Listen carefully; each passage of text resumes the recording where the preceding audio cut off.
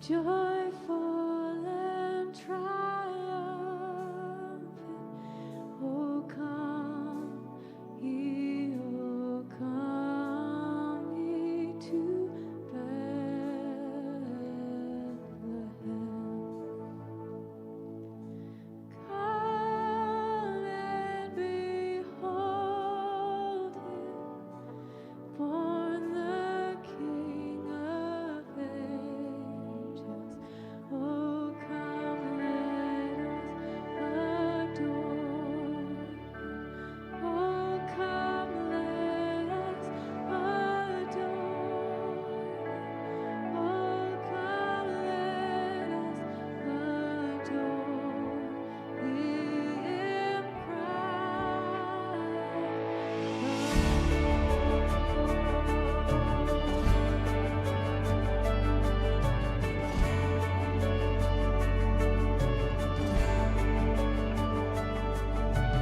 Sing choirs of angels, singing exaltation.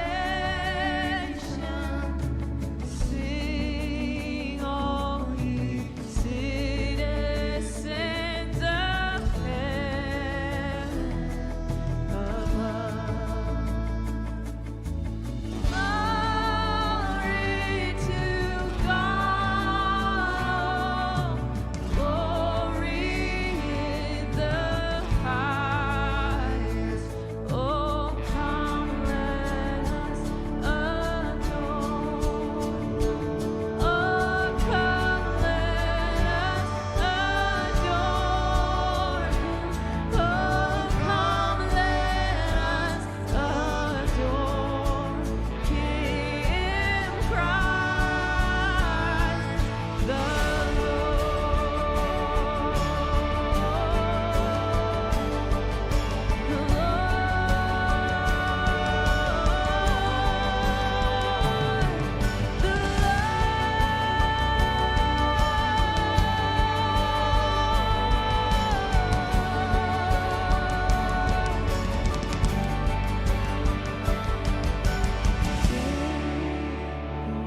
we greet thee, born this happy morning.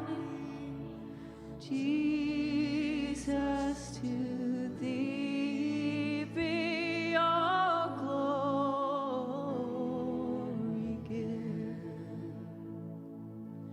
Word of the Father, now in flesh appearing.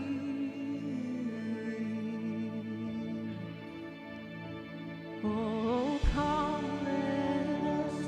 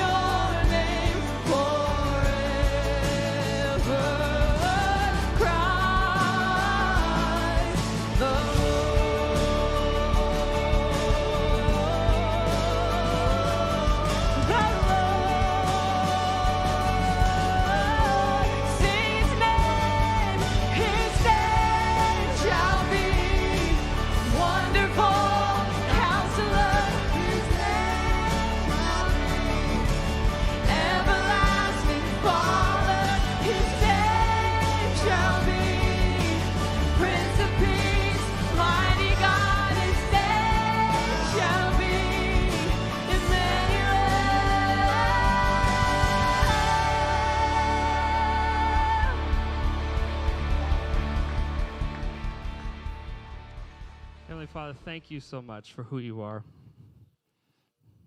Thank you for being Emmanuel, God with us. God, as we just hear your word today, will you just restore our joy, the joy of our salvation, and what that means and how we live that out. God, be glorified. It's in your name that we pray. Amen. Amen. Can we give our worship team another thank you for that?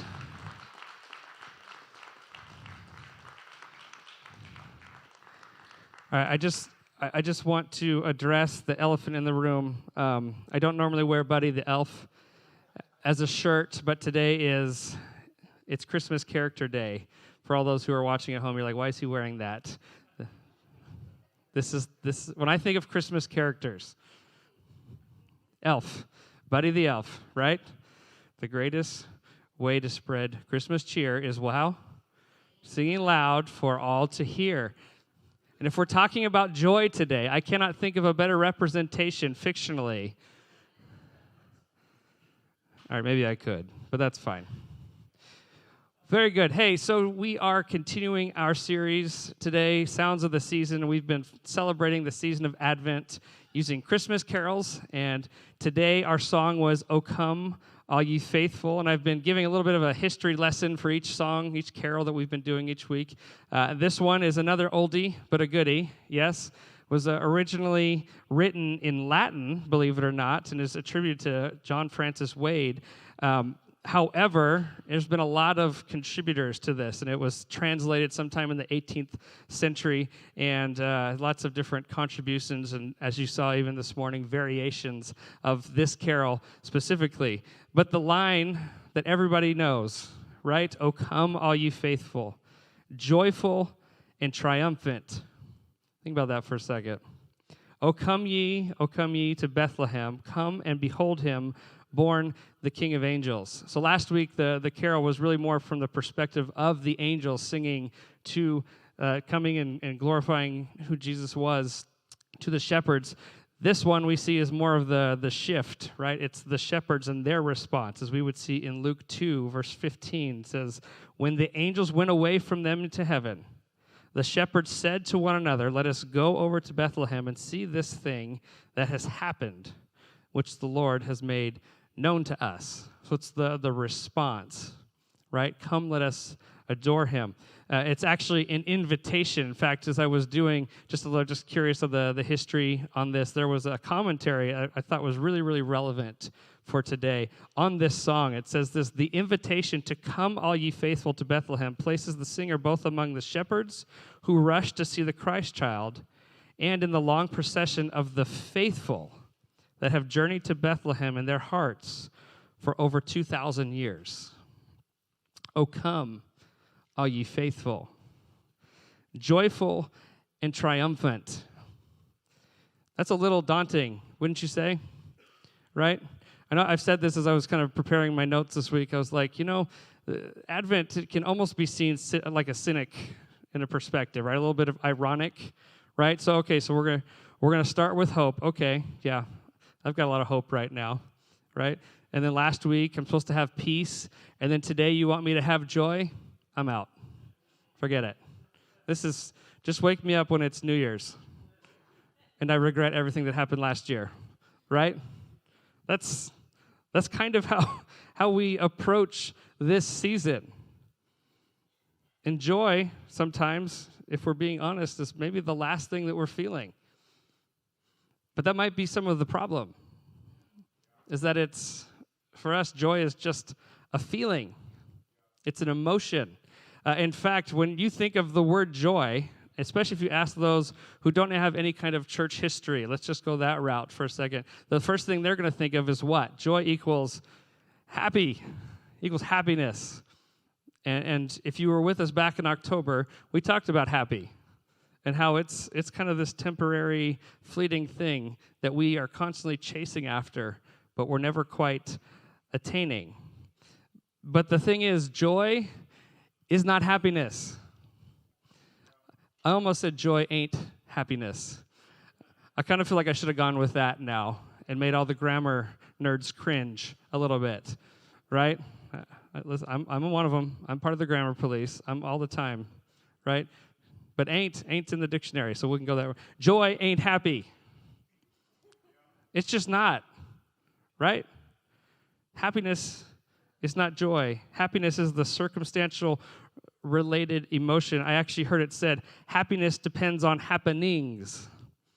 Like things have got to be going well for me to be experiencing happiness. And oftentimes we come into the holiday season and we hate the holiday season because we don't feel like that we're not happy. And so we blame joy. I don't have joy. Holidays, whatever, right? But joy is not happiness. See, happiness depends on the happenings, but joy depends on Jesus. And that's the shift for us today. That's the perspective that really we're supposed to take as we enter into this season, as we celebrate the season of Advent, the recognition of Jesus coming to be God with us, the celebration of his arrival here on earth. In fact, if we look within the scriptures, we'll see actually that joy is the fruit of a right relationship with God. It is being reconciled. We talked last week that hostility be made peace between our relationship with God. And we see in Galatians 5, this is really the evidence, the fruit, as we'll see here in just a second, of that right relationship with God. In Galatians 5, verses 22 and 23, but the fruit of the Spirit is love. So what comes forth from love? We're going to talk a lot about that next week, as that's our final Advent theme. But what comes from love, the love of God in our hearts, in our lives, evident in the fruit? It is, right off the bat, joy, peace, patience, kindness, goodness, faithfulness, gentleness, self-control. Joy is the fruit of the Spirit in our relationship with God. Several years ago, I saved this because I've often gone back to it, but I went through a devotional that you can actually find in the YouVersion app if you're interested. It's called A Jolt of Joy. And this was something that just stuck out to me. I want to read this to you word for word. It says, joy is not a natural response to life, but it is a supernatural response to life. That is why the fruit of the Spirit, it is the fruit of the Spirit and not of your personality. Joy is not a knee-jerk reaction to your circumstances, but it is a miraculous moment in a dark and dying world when his presence is revealed through your life.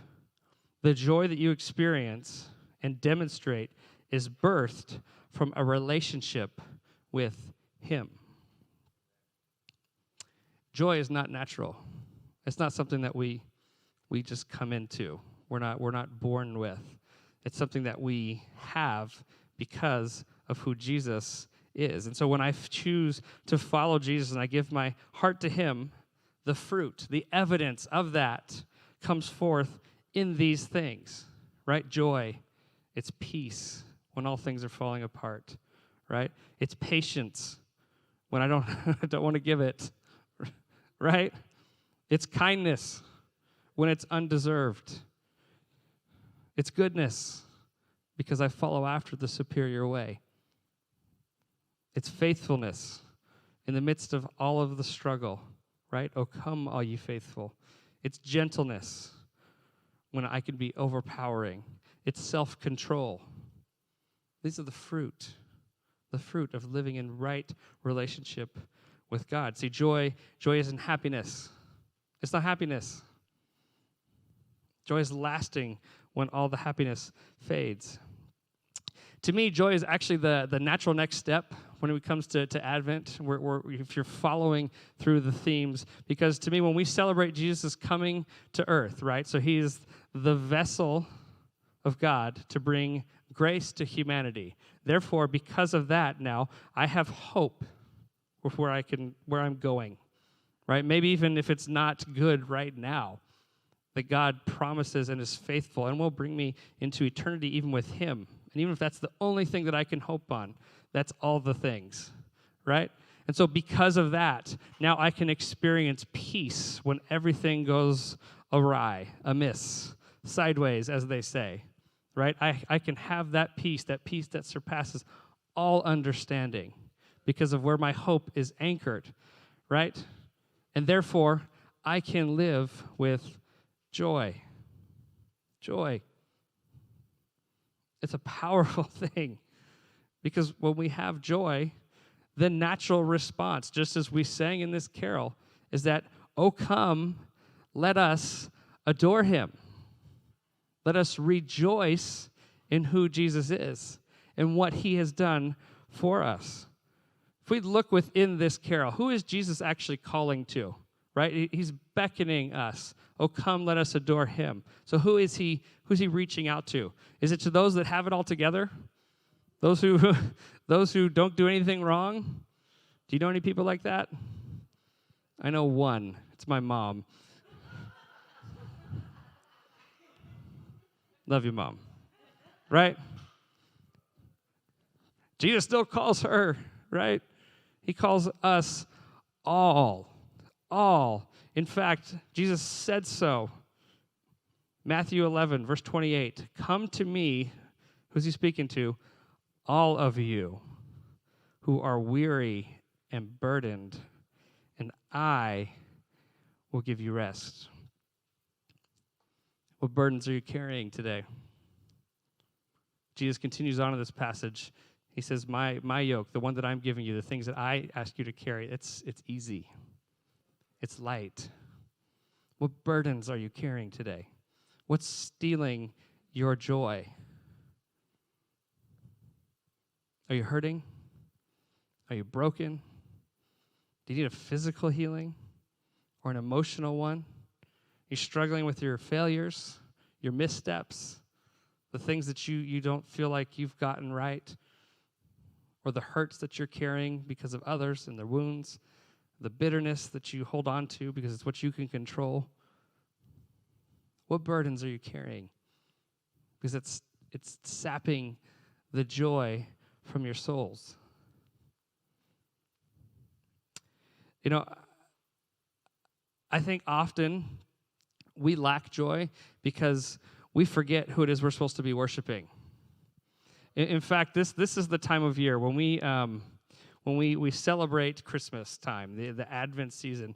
The focus is on Jesus coming to earth, but he didn't come as a fully grown man, right? He came as baby Jesus, essentially, right? And so this time of year especially, we lose sight of who Jesus is, because we're not actually focusing on the full representation of who Jesus is. And so we're walking through this holiday season broken, hurting, full of burdens, not really actually experiencing the fruit of our relationship with who he actually is, because we've put our focus and attention on the baby Jesus and the infant, and that Jesus doesn't seem as powerful to us, right? Like, my kids were babies once. All they do is kind of lay there, right? Or yell at me when they want something. That's a lot like now. That's so weird. We might have to talk about that. I won't use that joke in the second service because they'll be in here, right? But the baby Jesus is not the full representation of who Jesus is, right? If we're talking about Jesus, right, he says, I am the King of Kings, the Lord of Lords, the Alpha and the Omega, right? The beginning and the end, the one who speaks things into existence and takes them out, right? This is Jesus that we're talking about. He's the chosen one to save us from our sins, the author and the perfecter of your faith in him and that hope that you have, that you can actually proclaim today. He's our wonderful counselor, right? He is our Prince of Peace, the mighty God, the everlasting Father, the bread of life, the light of the world, the way, the truth, and the life. He's our healer. He's our Savior, the lifter of your head. This is Jesus. Oh, come, let us adore him. Adore him. Christ, our Lord. One of my favorite verses in all Scripture, 1 Corinthians 4:20. For the kingdom of God is not just a lot of talk. It's not just a lot of talk. It is living by God's power. Living. This is who we worship today. This is why we are assembled. We are called out to worship him and to represent him. This is Jesus. Right? Yeah, he did start off like all of us as a baby, far away in a manger, no room in the inn, right? But that's not the full representation of who Jesus is. And what if being joyful and triumphant is a choice that we made rather than when the things that happen to us or don't happen to us? What if it's a choice?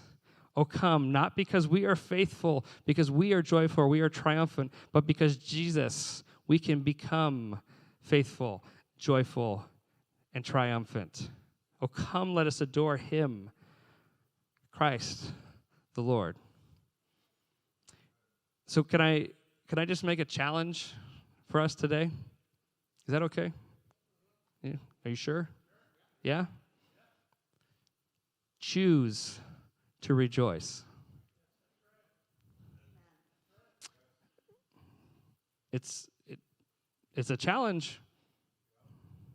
Choose to rejoice. Because I'll tell you what, oftentimes for myself, the level of joy of which I'm experiencing is directly tied to the amount of rejoicing that I am doing. Because if all I'm looking at is all that I don't have, all that I wish that I had, all the things that aren't going right, all the way that person hurt me, or all the baggage that I've got here, and I'm not actually allowing him to lift my head and rejoicing who he is above all of these things, there's no joy there. It's a challenge. It means rejoicing even, I would say, especially when it's hard. When it's hard. I've had a recent revelation, I feel like, is just as I've been, God, what are you doing? Where are we going? Not just for us as a church, but for me personally, with our family. And,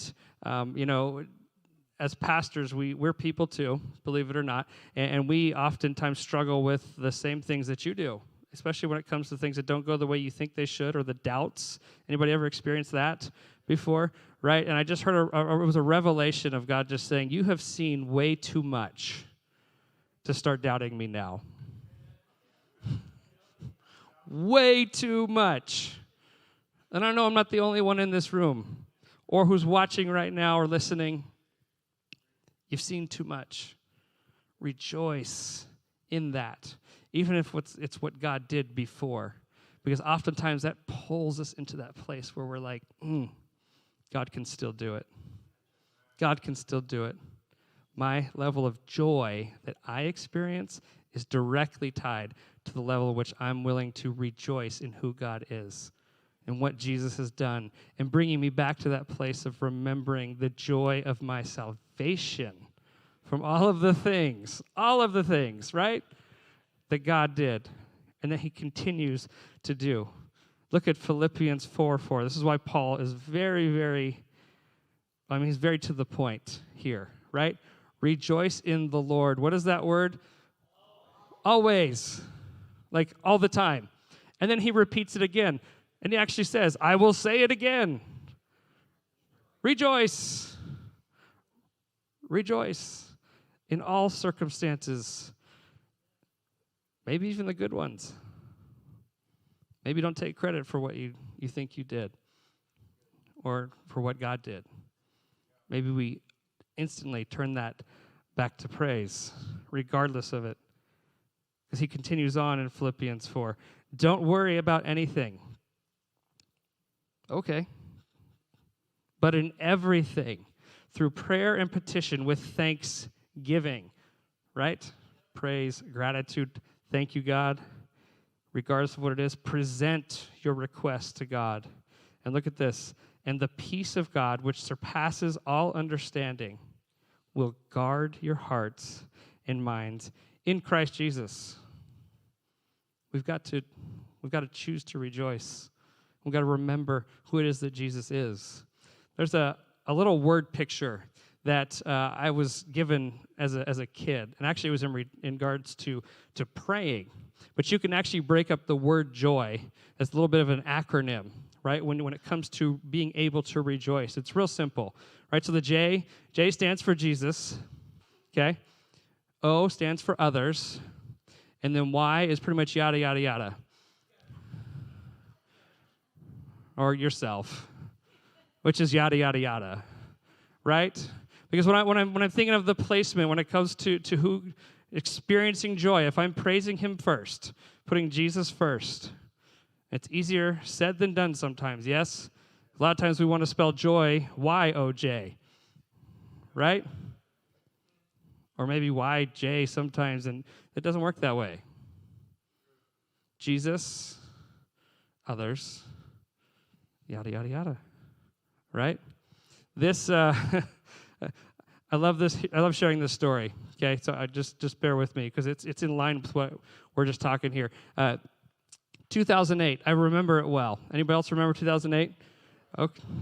Oh well, all right, great. We're all in the same space. It was rough, right? Was it not? It was. There was a lot, and especially in our lives, we didn't have kids. We were kind of young in the ministry. I mean, younger than we are now, anyway. And right, there's the joke. And it was just rough. We experienced a lot of loss, personal loss. I did a lot of funerals in our church that year. We had just stuff in ministry and just a lot of hurt. And we got to the end of the year, and we were invited to this pastor's Christmas party in our area. And they handed out ornaments. One of the things that they gave as a parting gift, it was this metal ornament with the word joy. And we're like, oh, that's nice. It's in cursive and everything. And I remember that day in particular was a little bit rough because it was in another city where we were at. And so we had to drive a distance to it. And the end of a long day for both of us. Lindsay was working as well. And we're driving home, and she's looking at the ornament. So this is so cool. And all of a sudden the Y breaks off. I am not kidding. And we both just laughed. So it's like, well, there's the picture there. You sprung it on me. And so we decided that, you know what? No, that's going up on the Christmas tree. And it has faithfully since 2008. As a matter of fact, this is a picture right here. As a reminder, Jesus, others, and then the rest just breaks off. Right? Because if I'm placing those central, He's gonna fill the rest. He's gonna be my strength. I want to finish with this passage. It's Hebrews 12. And just to give you a little bit of context, we have really a list of the heroes of the faith. Or what's really what the Hebrews 11 is like. And it's listing all the people who were faithful, but also God's faithfulness in their specific stories and their journeys. All humans, by the way, we have a tendency to sometimes look at people in the Bible and go, oh, I've never attained it. Nope, they're human, just like you. They stub their toe on the furniture, just like you. And let spill forth, just like you. Don't act like you don't.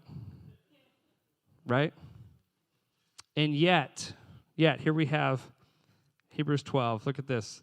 Therefore, since we also have such a large cloud of witnesses surrounding us, let us lay aside every hindrance and the sin that so easily ensnares us.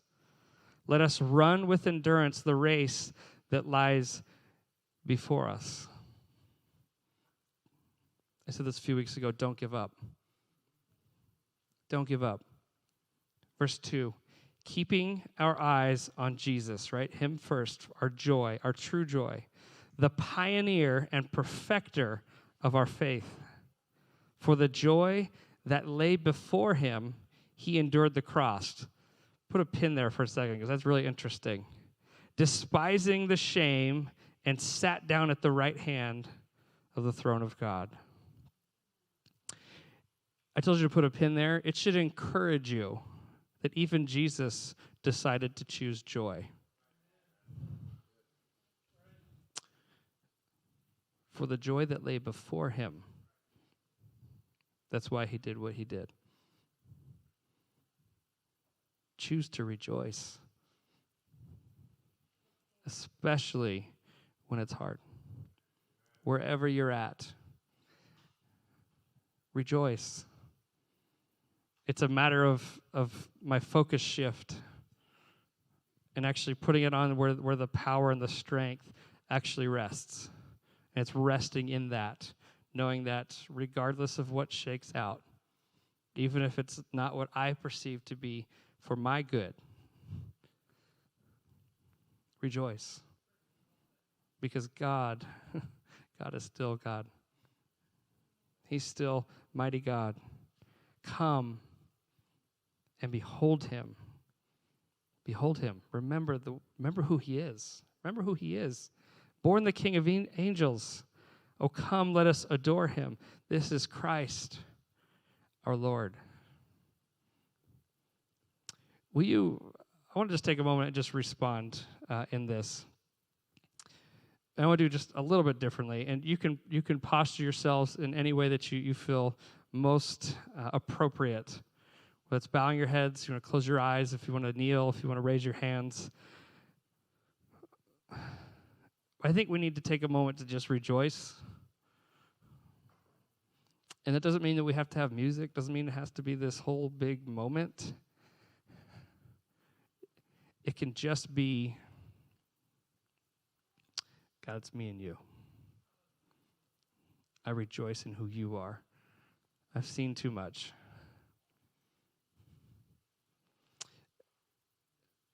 And maybe the response today is, God, I don't feel like I've seen you. I don't feel like I know what that means. And it's just as simple as just saying, I want to believe. I want to have joy today. I want to have a new hope, a new direction.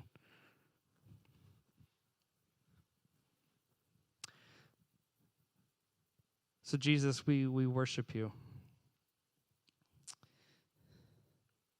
We acknowledge that you are bigger.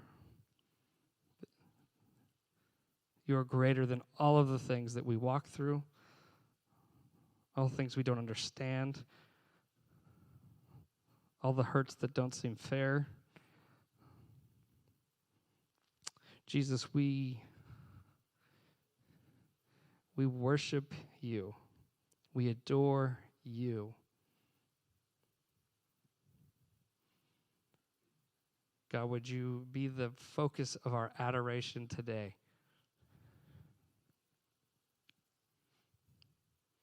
Jesus, we acknowledge you as our Savior. We say only through you do we experience salvation. That is the removal of our sins, of our shame, of our guilt. You break down the hostility of our sin that separates us from true communion with you, God. So therefore, we can experience a new relationship and experience the fruit of being in relationship with you. And we can understand joy, that regardless of what happens, I will choose to rejoice. You can't knock me down because God has already been, he's already been here. He's already where we're going. And at the end of the day, our hope is anchored in knowing that eternity is in a much better place. So Jesus, you be our joy today. We boldly rejoice in who you are. We just proclaim you as mighty God, everlasting Father, and our Prince of Peace. Thank you for being God with us. It's in Jesus' name we pray.